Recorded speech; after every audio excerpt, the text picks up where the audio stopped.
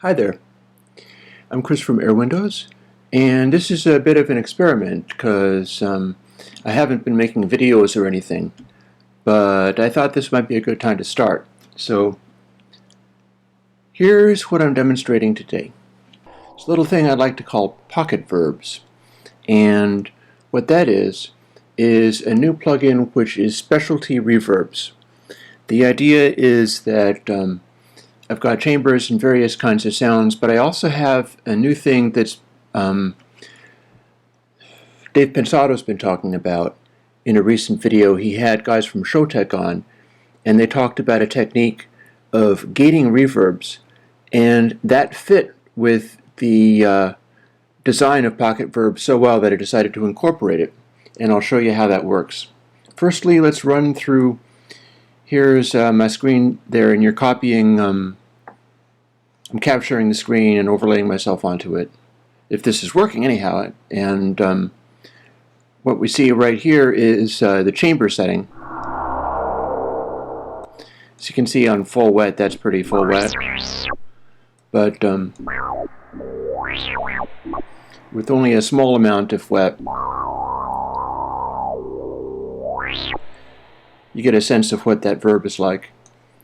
And the size, it's not designed to change the size on the fly. It's you'll smash the buffers a little bit, although you can switch it and it won't necessarily be too harsh, like here. There was a click. This is a much smaller chamber.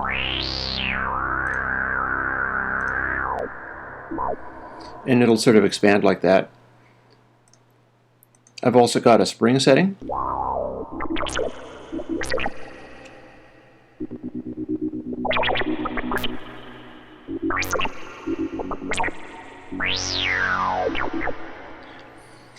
And a tiled room setting.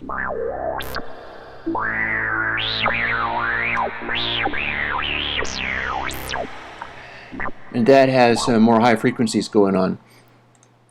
Then we have what I call room setting, which tends to want to have more wet than the other ones. It's a little bit more immediate. It doesn't sustain nearly as long as some of the other ones do.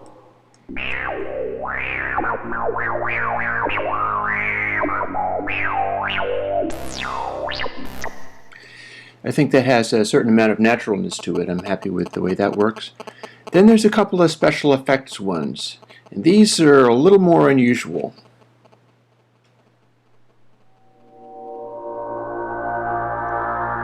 This is stretch.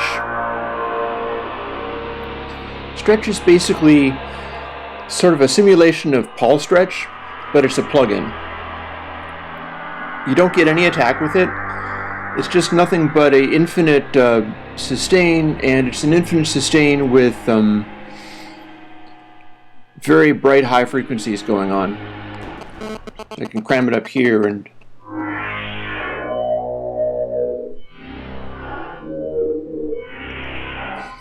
that's a pretty harsh and weird noise, honestly.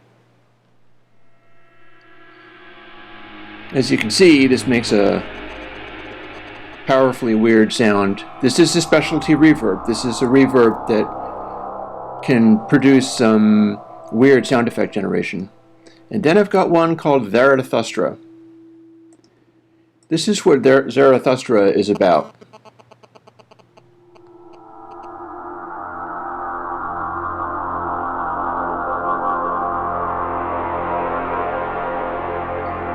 It's a deep, distant reverb. The idea is you can put things like horns into this or whatever, and basically just make pads out of it. It's the far off over the horizon type reverb thing.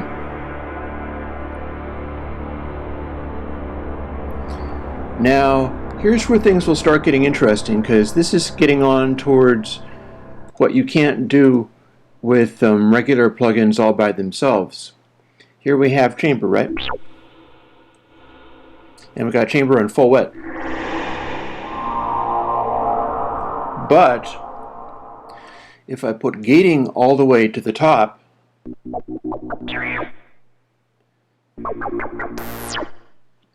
you can see that you're getting some of the coloration of the reverb, but the input can be staccato because the input's cutting it right off again.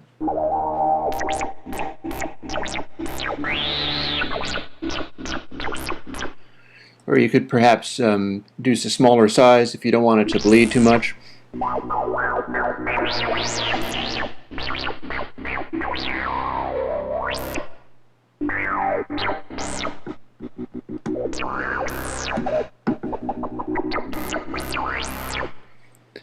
And this also works with other things. For instance, the spring. Here I have the spring.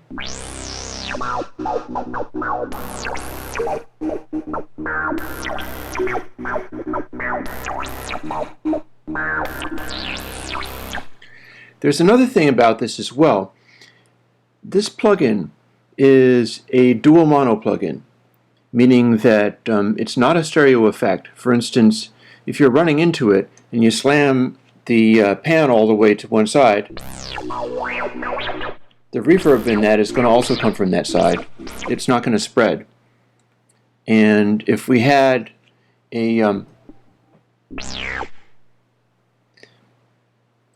stuff coming in stereo and there was only in one channel and both of the channels were on, the reverb is only going to hit on the one side.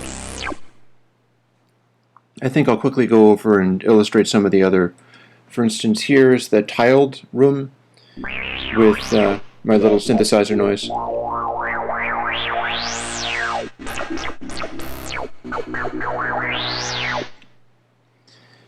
And then I can go to room.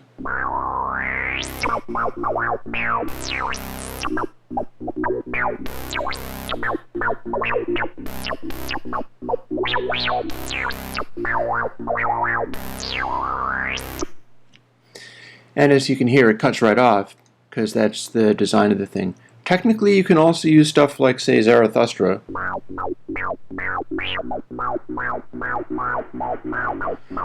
But it'll have a different effect because it's so slow.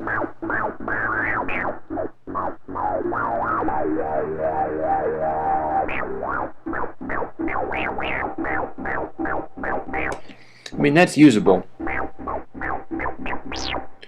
But it's certainly not the same effect as, say, chamber.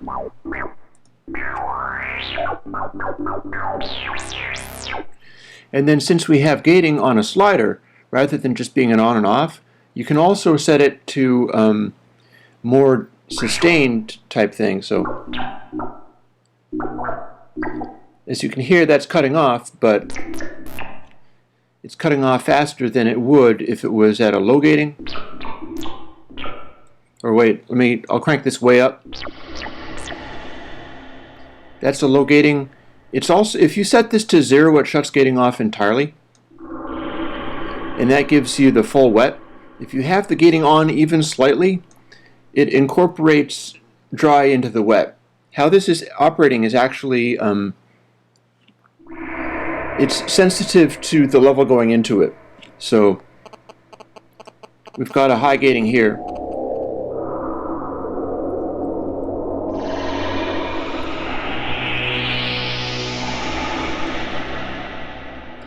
If you have some dry mixed into with it.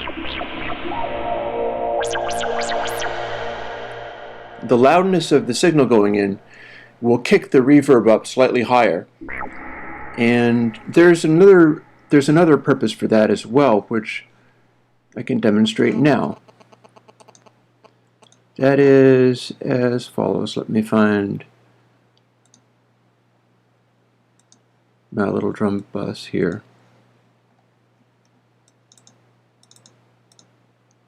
Oh, nope. That's something else. I wasn't going to show you that yet. That's a secret. Haven't gotten there yet.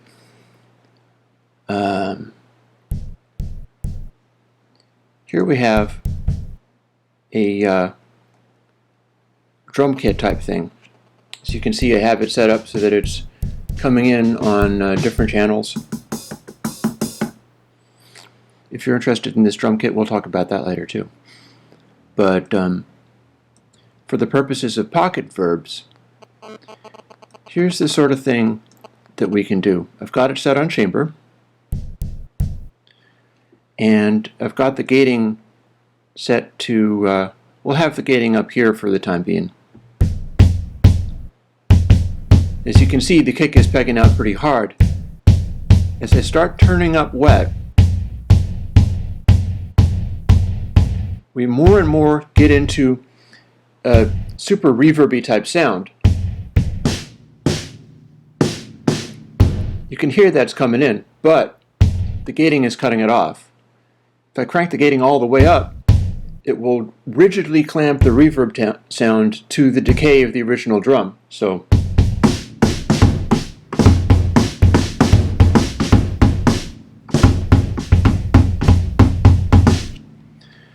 and that's compared with the raw sound.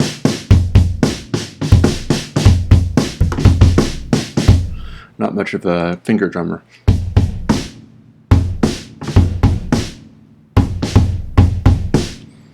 And that's clamped as tight as it can go.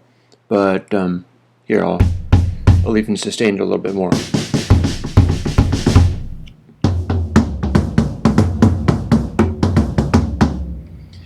But if you loosen up the gating a little bit on the drum kit, you can have all of the reverb you want, pretty much. This is a very sustaining reverb. But it is still damping it down somewhat. It's still clamping a little bit. And then as we tighten up the gating,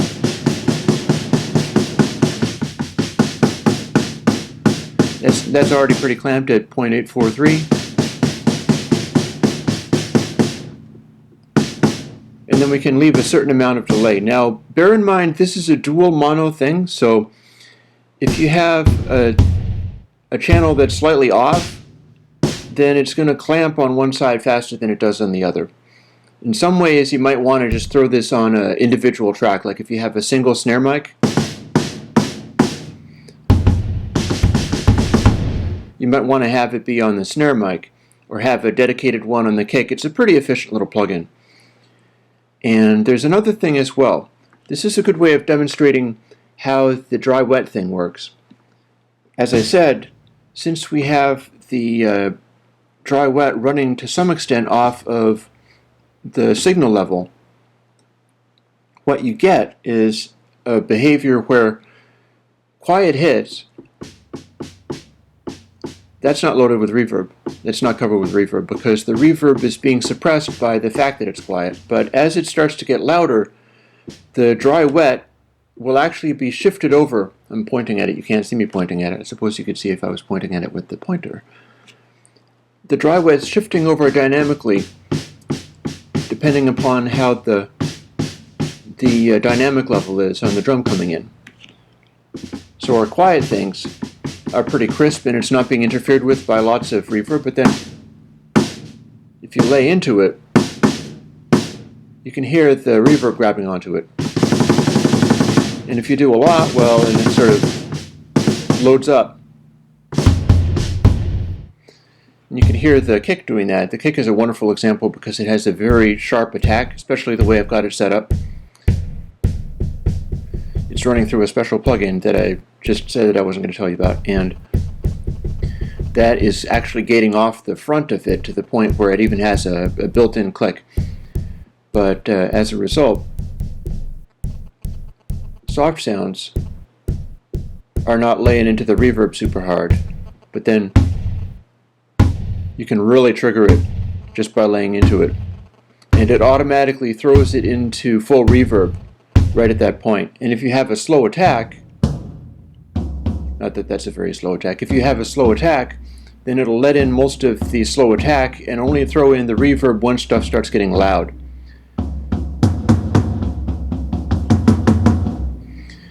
So this kind of thing might very well be a useful, here I'll go to say Spring for instance.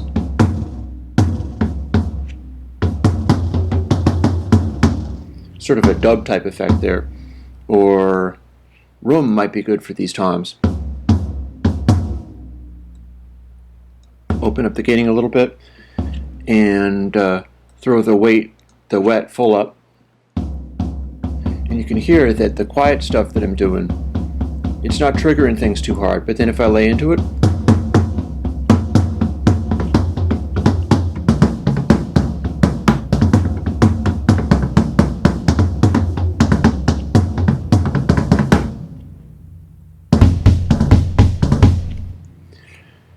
So that's PocketVerbs for you. It is a set of reverbs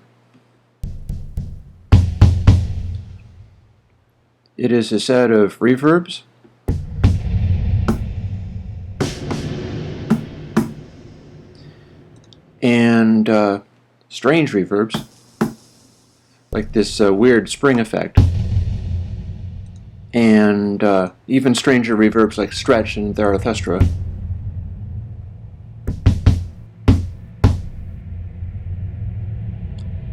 Coming through like that there. That's Zarathustra, all right. And then it's got the gating going on. So we can have on any percussion or anything that you want. I haven't even tried it on vocals yet, but in theory it should work for vocalists, that quiet vocals will be more dry, and then if you cut loose, it'll rip through the reverb and light that up a little bit, and then you can have it cut it right back out again. So it could be a very useful thing.